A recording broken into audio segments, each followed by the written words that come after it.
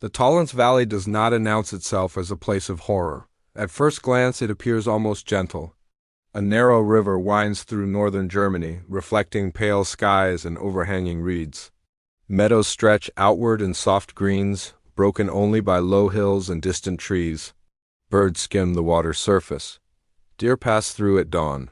If you did not know where you were standing, you might think this valley had always been peaceful and touched, untroubled, forgettable. But the earth remembers. Beneath that quiet grass lies one of the most violent chapters of prehistoric Europe, sealed away for more than 3,000 years. Long before written history claimed that humans organized large armies, long before kings recorded victories or poets immortalized wars, the Talents Valley became the stage for a slaughter so immense that even modern archaeologists struggled to understand it. This was not a skirmish, it was not a raid. It was war planned, brutal, and final. The first signs emerged not as a revelation, but as an accident. In the early 1990s, a hobby archaeologist noticed a human arm bone protruding from the riverbank after erosion had eaten away at the soil. The bone was ancient, but what caught attention was a flint arrowhead embedded deep within it.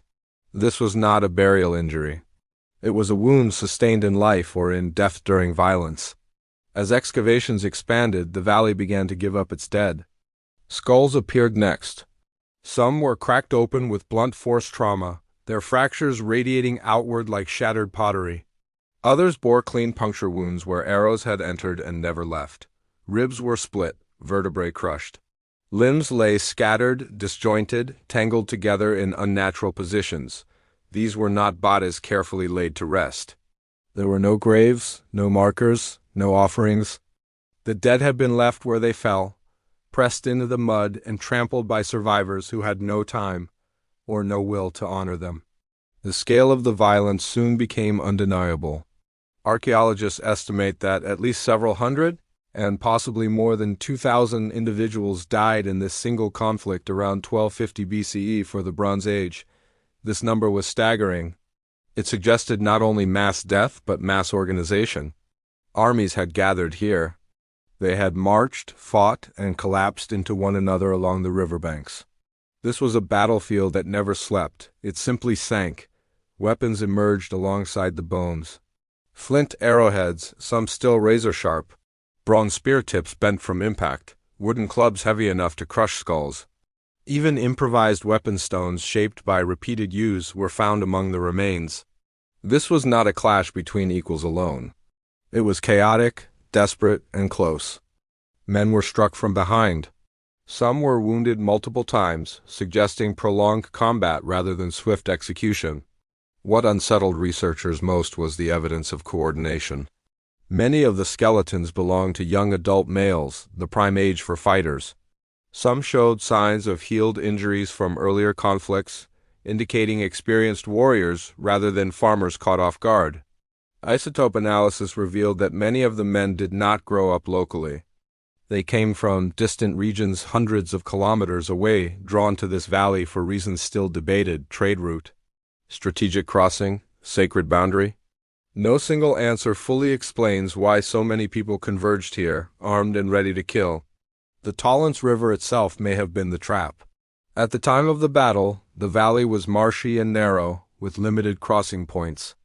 Wooden causeways and bridges once spanned the wetlands. Archaeologists discovered remnants of these structures, suggesting that the valley was a critical choke point.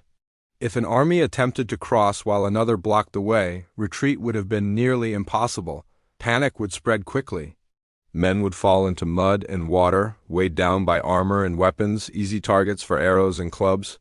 Some bodies were found in the river itself, as if swept away or deliberately thrown in. Others were crushed together near the crossings, forming dense clusters of death. In these places, the bones seemed to tell the same story. Men pressed shoulder to shoulder, unable to flee, struck again and again until they collapsed. There is no evidence that the dead were stripped of weapons or valuables afterward. Many still carried their gear. This suggests that the victors did not linger, or perhaps there were no clear victors at all. The survivors may have been too wounded, too frightened, or too few to return. The battlefield was abandoned, and the land slowly closed over the remains. For centuries, the valley absorbed them. Floods deposited layers of silt. Vegetation grew and died. The river shifted its course. Generation after generation lived above the dead without knowing they were there. No legends survived in writing, no monuments marked the slaughter. History, it seemed, had forgotten, yet the land did not. Locals long spoke of the Talents Valley with quiet unease. Farmers noticed that certain patches of soil refused to yield good crops. Grass grew thin and pale in places, no matter how carefully the fields were tended. Tools struck bone when digging too deep. Fog settled thicker here than in surrounding areas, clinging to the ground well after sunrise. At night, the valley felt heavy. People described an unnatural stillness after dusk, as if sound itself avoided the place. Even animals seemed reluctant to linger. Whether these stories were shaped by imagination or subtle environmental cues did not matter. Once the archaeological truth emerged, the unease gained context. The ground was not empty. It was crowded. What makes the Talents battlefield so haunting is not only the violence, but what it tells us about humanity. This conflict predates famous ancient wars by centuries. It occurred before the Trojan War was sung, before empires carved their names into stone. And yet it shows all the hallmarks of organized warfare: logistics, strategy, trained fighters, and mass death. War did not begin with history books, it began with people. The men who died here were not faceless primitives. They had families, skills, stories that ended abruptly in mud and blood. Some bore signs of malnutrition healed in childhood, suggesting harsh upbringings. Others carried evidence of long-distance travel, hinting at alliances or mercenary roles. This was a world already connected, already capable of large-scale destruction. And when the battle ended, no one stayed to mourn. The Talents Valley became a grave without ceremony, a silence without closure. The dead were left to rot, to be scattered by animals and water, to sink into anonymity. Perhaps the survivors wanted to forget. Perhaps forgetting was the only way to continue living. But forgetting does not erase. Today, archaeologists continue to uncover fragments, one bone, one weapon, one shattered skull at a time. Each discovery adds detail but also deepens the mystery. We may never know who fought here or why. No written record survives. No victor claimed the story. All that remains is the land quietly holding its breath. Stand in the Talents Valley now, and it is easy to be fooled by the calm. The river flows as it always has. The grass waves gently in the wind.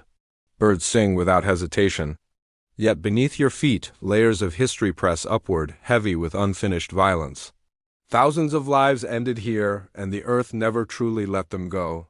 The war did not end. It simply became quiet. And in the fog that rolls in at dusk, when the valley exhales its damp, cold air, it is hard not to feel that something is still listening, waiting, remembering a night that never truly slept.